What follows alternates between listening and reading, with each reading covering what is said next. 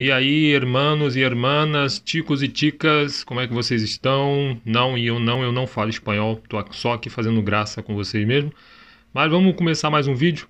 Vamos conversar um pouco a respeito dessa jornada que é a caminhada cristã, que é caminhar com Cristo, seres humanos imperfeitos como nós, que precisamos a cada dia aprender um pouco mais para que a nossa vida cristã seja um pouco mais fácil nessa terra, o caminhar seja um pouco mais leve, porque o aprendizado, né, gera isso em nós. Quanto mais você aprende, melhor você consegue lidar com as situações da vida, melhor você consegue lidar com as coisas, melhor você consegue lidar com a caminhada, tá certo? O que eu quero falar hoje? Quero ver se eu consigo pegar aqui, a gente conversar sobre dois grandes extremos aqui, né? O primeiro extremo seria o líder, aquele que é líder, sua liderança, seja ele o pastor, seja ele o líder de jovens, seja o líder de homens, e outro extremo é você o liderado, né? Vamos conversar um pouco sobre isso, tentar se ajudar de alguma forma, ser ajudado de alguma forma com o que eu vou falar aqui,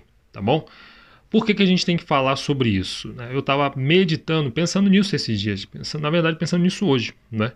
A questão de vou começar com o liderado, né? A questão de ser liderado.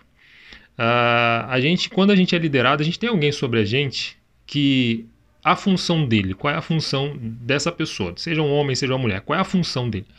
A função dele é baseada nas escrituras, seguindo as escrituras, nos conduzir da melhor maneira possível na caminhada cristã, nos conduzir da melhor maneira possível em direção a Cristo. Porque assim, o que o nosso líder ele é? Ele pode se caracterizar como sendo um discipulador. Ele é alguém que está ali para gerar um discípulo. Mas ele está gerando um discípulo não para si, ele está gerando um discípulo para Cristo. Então, o papel de um líder é discipular alguém para ser discípulo de Jesus e não o seu próprio discípulo. Não é que a pessoa não possa ser o discípulo dele. É claro que indiretamente ela vai ser discípulo dele. Mas ele está discipulando para ser um discípulo de Jesus, para ser um seguidor de Jesus, para ser um imitador de Cristo nessa terra, para fazer a diferença nessa terra como Jesus fez, né? Então, se eu estou formando um discípulo, eu não estou formando um mini eu tenho que formar um mini Cristo, e até é isso que muitos teólogos dizem que a palavra cristão significa, um pequeno Cristo, né? Um mini Cristo aqui na terra. Então é para isso que o discipulador ele serve. E qual é o papel do discipulado, daquele que é discipulado, do discípulo? Eu falei que ia começar falando da pessoa que é discipulado, eu falei mais do discipulador, mas enfim. Qual é o papel de quem é discipulado por essa pessoa? Qual é o papel de quem é liderado? Primeira coisa, se você é liderado por alguém, coloca uma coisa na sua cabecinha boa, que Deus te deu aí com inteligência, com sensatez, com pensamentos. O discipulador, o líder, o pastor, até o pastor, ou o bispo, reverendo, apóstolo, seja lá quem for, semideus, querubim, não sei. Ele não tem o poder, ele não tem poder sobre a sua vida, tá? Não tem poder sobre a sua vida. Qual o sentido? Se ele diz para você assim, olha, meu querido, para você crescer espiritualmente, você precisa ler as escrituras, né? Regra básica aí para quem quer crescer espiritualmente é a leitura da palavra, uma das regras básicas. Então ele vai te dizer isso, ele vai te instruir, ele está te passando uma instrução do que você tem que fazer, uma das coisas que você precisa fazer para crescer espiritualmente. Mas ele não vai, em nenhum momento, chegar a arrombar a porta da sua casa, entrar na sua casa, sentar você no sofá à força, pegar a sua Bíblia à força e abrir diante de você e dizer, leia que eu estou mandando, você tem que ler, eu disse isso para você. Ou seja, ele não tem esse poder. Ele não tem esse poder de fazer isso. Ele não tem o poder, por exemplo, de pegar você e te obrigar a orar, que também é uma outra coisa que você deve fazer se você quer crescer espiritualmente, orar.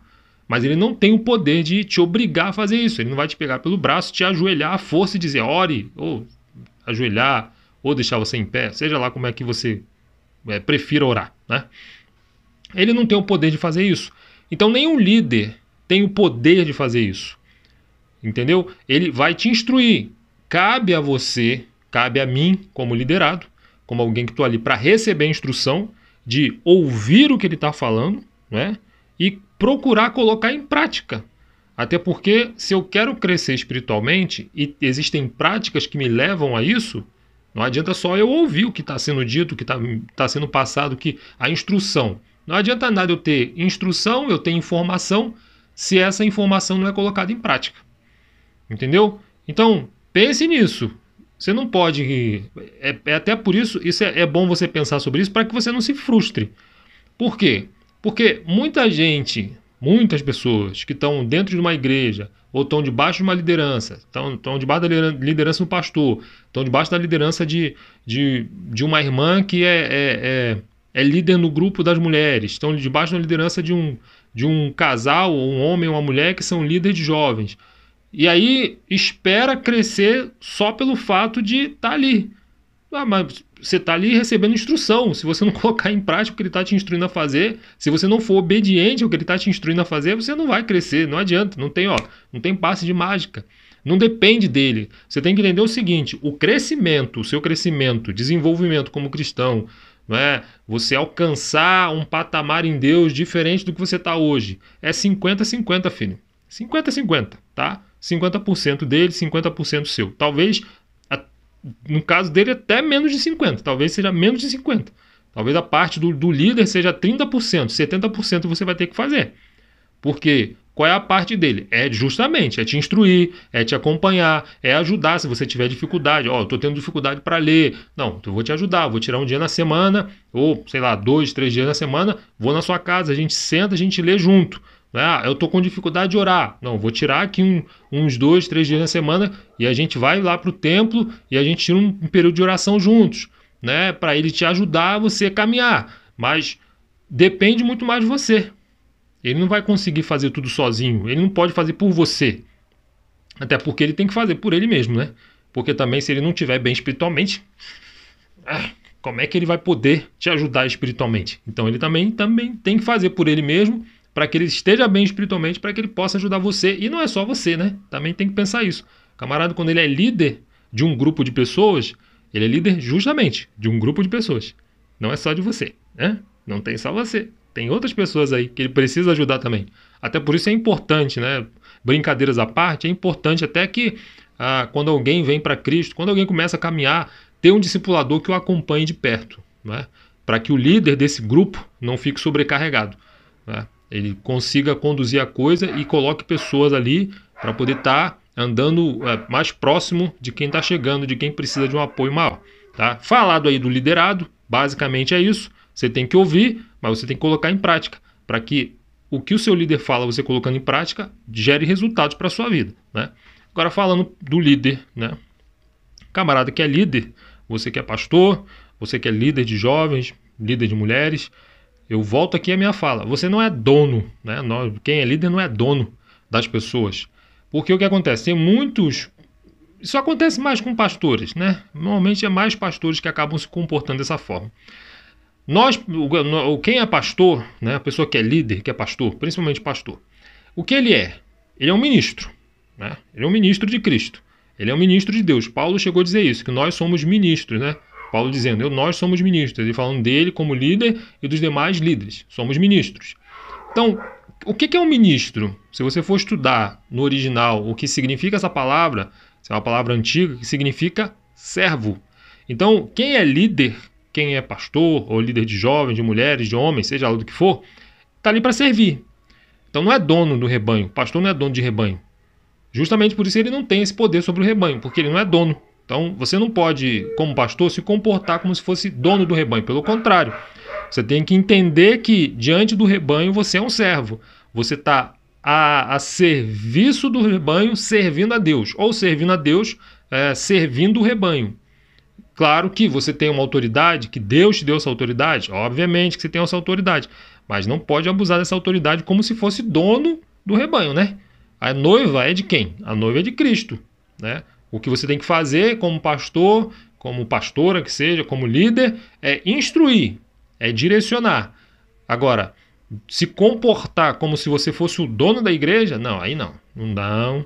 Aí você está enganado. Está enganado, pega lá a Bíblia, pega a Bíblia de novo, dá uma lida lá, legal, tá? Sobre os textos que falam do que é ser liderança, tá? Do que é ser pastor, como é que você deve se comportar. Tem lá tudo escrito lá, principalmente as cartas de Paulo, vai instruir muito, né? mas não se comportar como dono do rebanho, como se mandasse e desmandasse no rebanho.